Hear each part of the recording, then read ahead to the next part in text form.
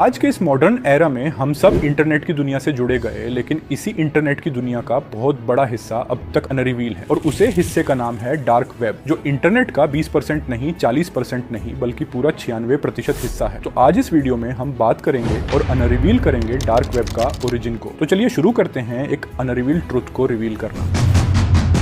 सबसे पहले dark web की शुरुआत कहां से हुई? तो इसका आंसर हमें कुछ कॉन्स्पिरेसी थ्योरी में मिलता है, जहां कुछ कॉन्स्पिरेसी थ्योरी की माने तो यह पहली बार 1960 में अमेरिकन नेवी के द्वारा शुरू किया हुआ एक अर्पानेट, जो अमेरिकन नेवी ने न्यूक्लियर कोड शेयर करने के लिए शुरू किया था। कंपोनेंट प्लेसमेंट बाल बाद में या 1970 में दुनिया की पहली इलीगल ट्रांजैक्शन होती है, जो शायद अर्पानेट को डार्क वेब की ओर ले जाने की शुरुआत थी। इसके ही लगभग 13 साल बाद ईयर 1983, जहां अर्पानेट दो हिस्सों में डिवाइड होता है, जिसका एक हिस्सा डीप वेब तो दूसरा हिस्सा डार्क वेब के रूप में आगे चलकर सामने आए। नाउ डार्क वेब की स्टोरी की मेन टाइमलाइन ईयर 1991 है। इस साल इंटरनेट रिलीज किया गया फॉर पब्लिक और इसको बोला गया वर्ल्ड वाइड वेब, जिसके बाद लोगों के पास अब मौका था दुनिया से जुड़ने का और साथ ही साथ डार्क वेब को समझने का। स्विंग के बाद कुछ साल बाद सन 2002 दुनिया के सामने आता है टोर ब्राउजर। अब टोर क्या है?